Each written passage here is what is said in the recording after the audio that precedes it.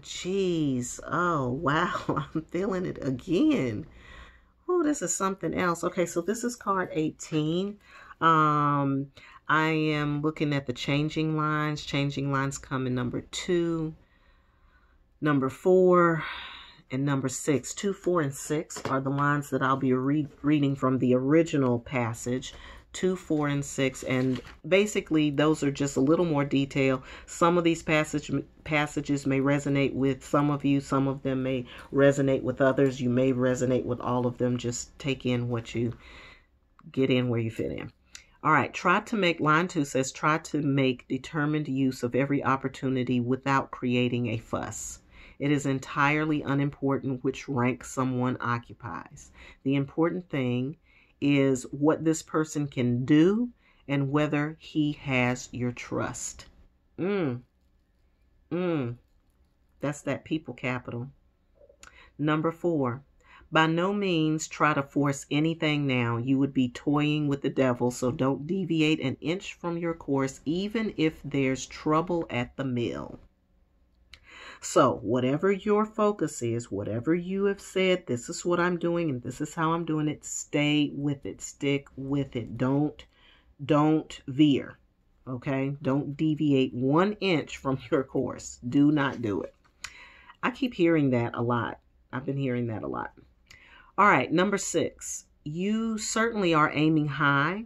Be careful not to plummet into the depths. Again, that's a part of that focus as well, because, you know, if you're aiming high, you have to keep your thoughts high. You're going to have to really rely on that Jupiter and Capricorn energy. And you have to, again, keep your focus on the prize. Keep your eyes on the prize. You don't want to go into the depth, meaning like go back to, oh, the woe and the sadness and, oh, this isn't working and that isn't working. Don't go into that place.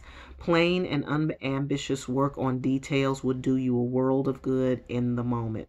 So plain, regular, unambitious work on details. And those details for me, for everybody, is setting your house in order, getting your house in order, understanding the new order that you have to create for yourself, and then making sure you're communicating that with other people. So that's your I Ching reading. I'm going to jump right into the wealth reading.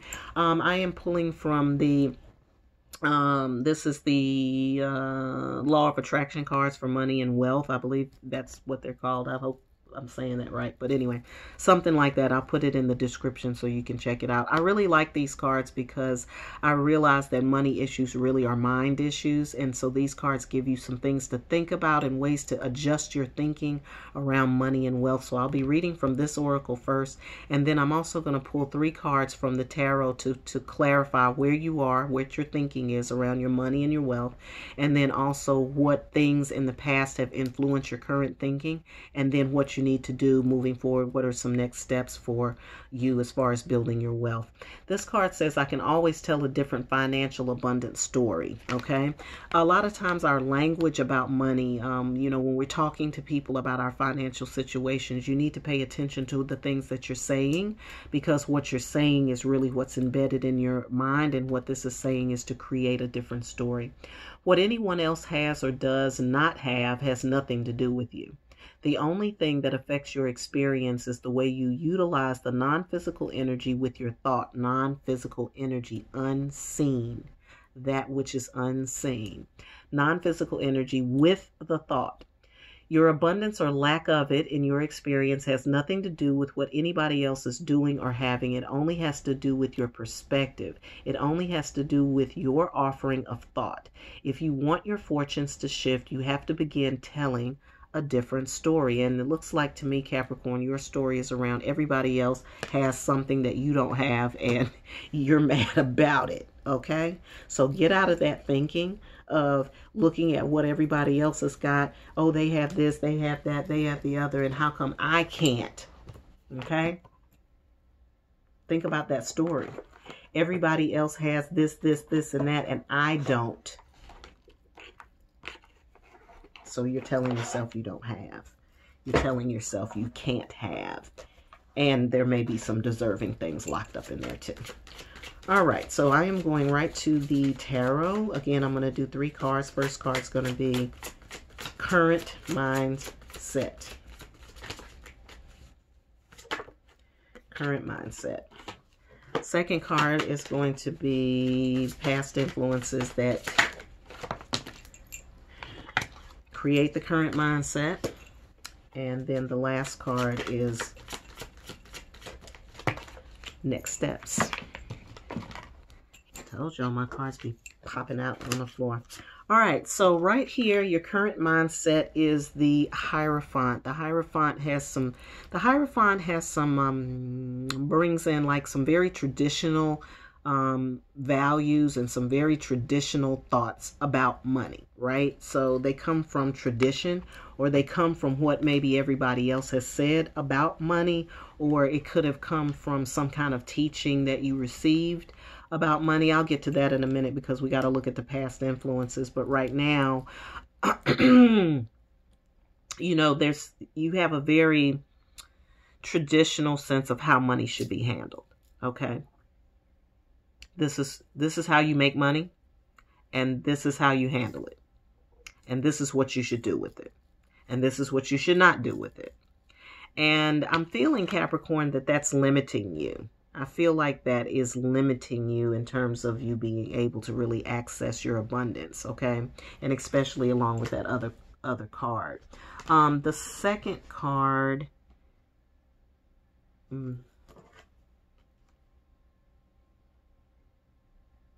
is the past influences. I think I switched my cards around, so let me just give me a minute so I can see which one is which.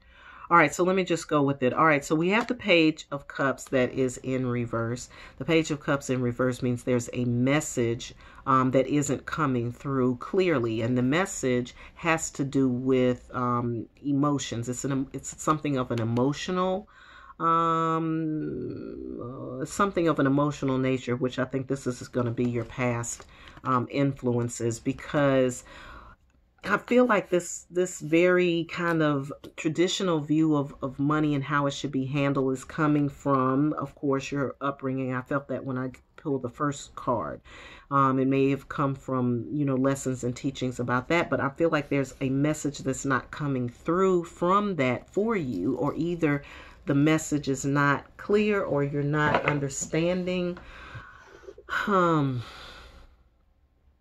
You're not understanding a certain aspect of that message that came through.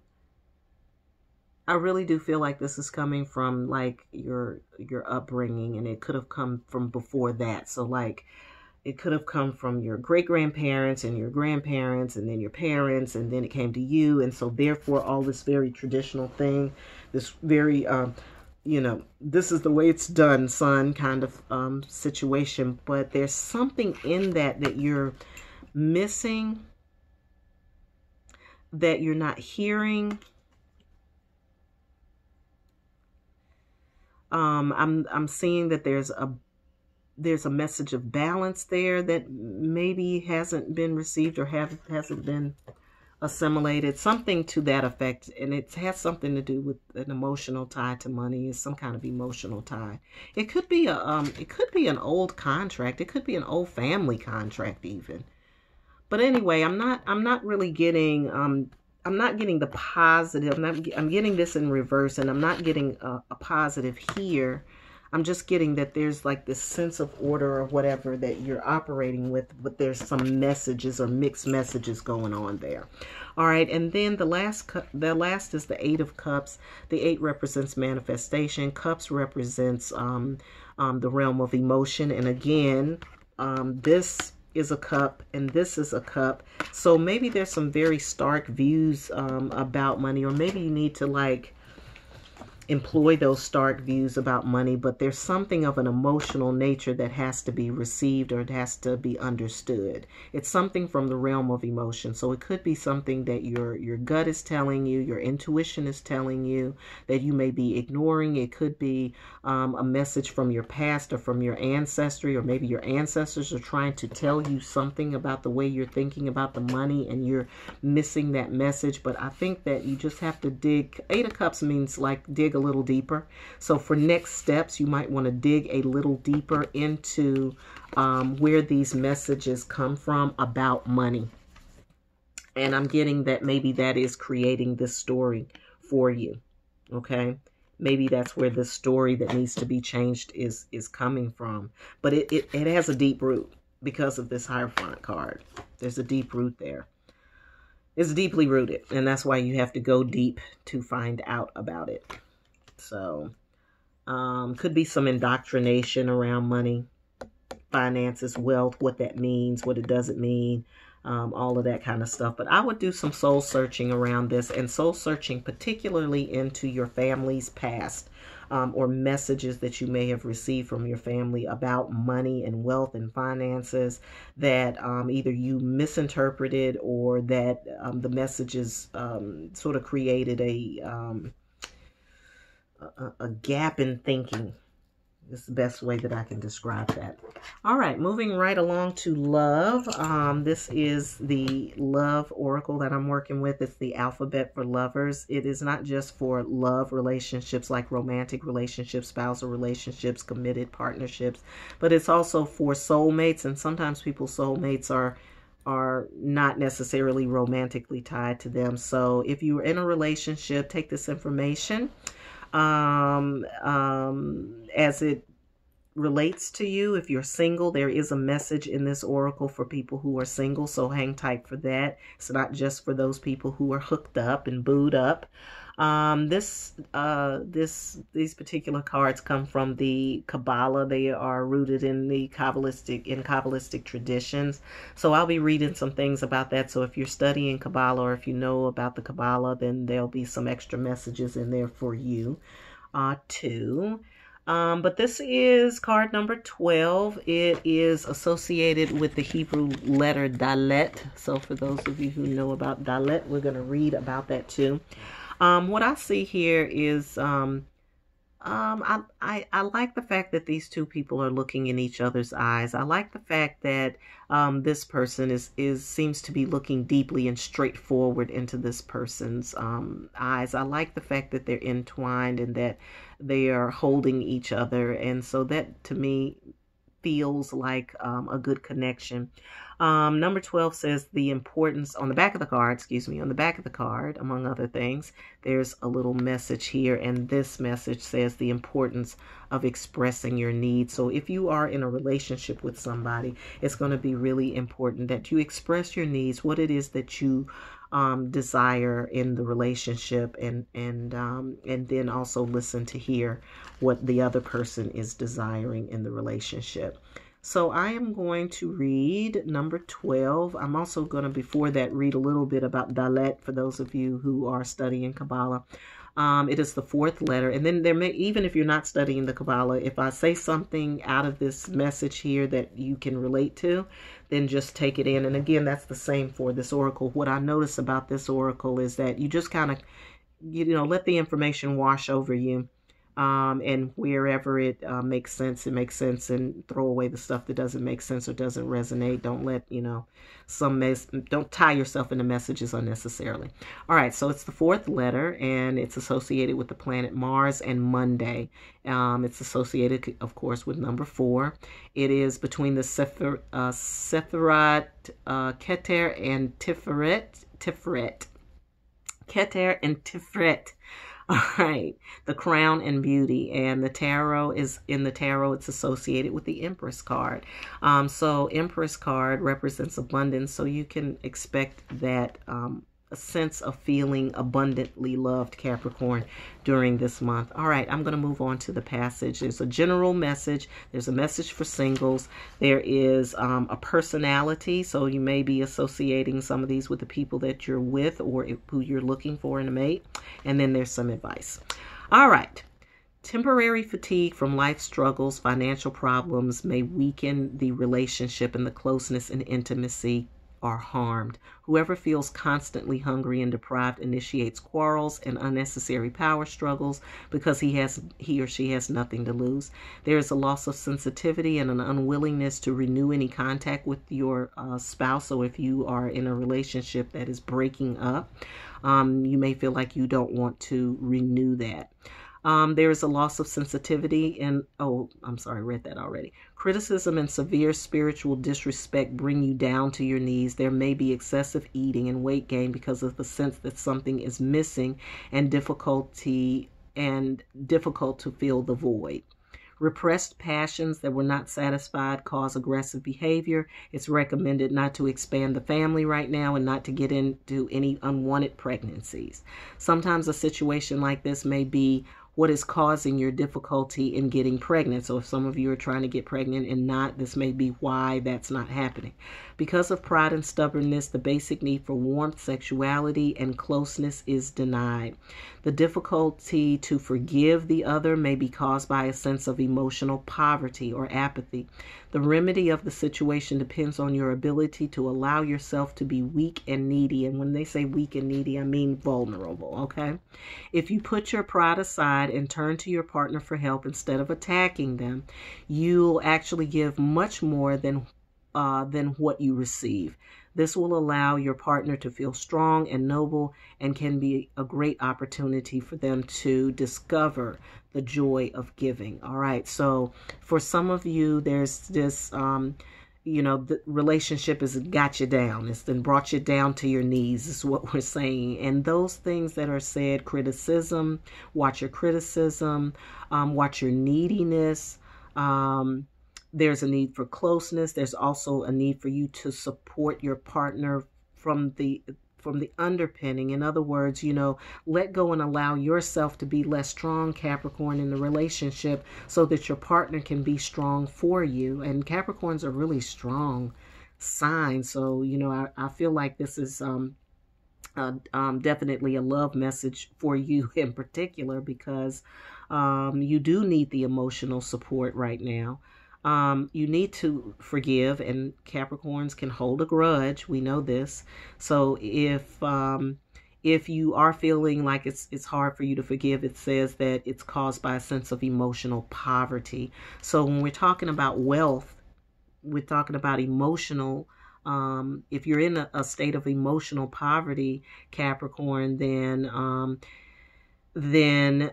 being able to access your wealth is going to be difficult too. So forgiveness, forgive.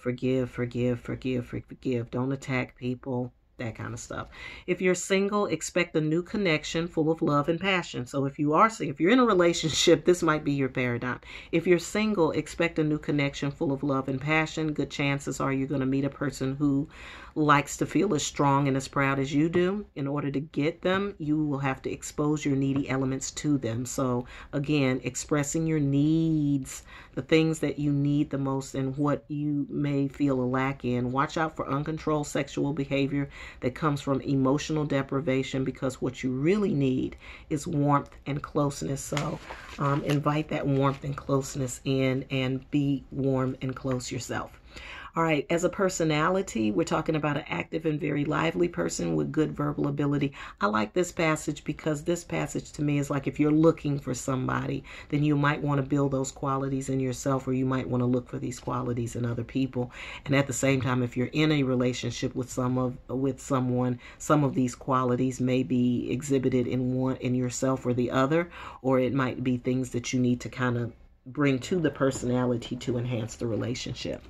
So the personality is an active and very lively person with good verbal ability, sensitive to their peers, assisting and giving to others. A hot temper, strong sexuality, and the need for a lot of warmth, touch, and love are covered under a veil of self-confidence and powerfulness. Sounds like you, Capricorn.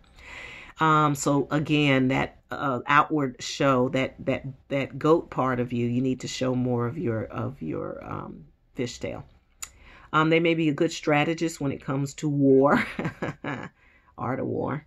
Under pressure, such person may also expose selfishness, restlessness, and impulsiveness that will lead them to make stupid and reckless mistakes. Okay. The advice is your strength is your weakness. By exposing your neediness, you give your partner a chance to give more of himself and learn the art of selflessness. The one in need finds his way or their way to one who can provide in order to allow the giver to discover their nobility. You should learn to love what is instead of looking for what is missing in a relationship, thus eliminating the feeling of poverty. Furthermore, you may not pay back negatively. Do not pay back negatively to those who have shown you goodness. This is really, really powerful, and I think this is connected to that message about your wealth, because remember I was saying that I kept getting these cups, and the cups are about emotions. The cups are about emotions. They're about feelings. And so here we have this repeated message in here about emotional poverty, being in or feeling like you're in emotional poverty. So if you are depleted emotionally, meaning you do not feel fortified emotionally, then it could be affecting your finances, Capricorn, and that may be the message that you're missing. So these love relationships that have come towards you in the month of January, you want to be really mindful of your position, because you hold a very strong position, and you might not want to show that a negative in that sense, or you might not want to reveal that part because you feel like it's going to show your weakness. But really, in showing your weakness, you're allowing your partner to step up. And if you're feeling like your partner's not stepping up, it's because you're stepped up. So you got to step back, and then they can step up, right? But also express what your needs are. So I really feel like this is emotional poverty. Maybe, part of your past experience has been being emotionally drained. You may have been emotionally drained in a relationship, or you may have feel emotionally depleted. So you want to pay attention to those messages. Pay close attention to those love messages and emotional poverty, and then how it relates to you being able to have the energy to bring in or to manifest the other, your needs or your desires into your life. Wow, powerful reading, Capricorn. It's a whole hour and some change here, but I'm just flowing with the spirit, and that's what was that's what you guys needed. So that's what it is. This has been your reading for January 2020. Hope you got something out of it. Hope it's moving you. Please send some comments. Let me know how things are going. And if you would like to get a personal reading, you can reach out to me, Kerri, Kerri, at wooingnature.life. Check out the website as well. I hope you have a great January. And as always, I hope you're having a fantastic life.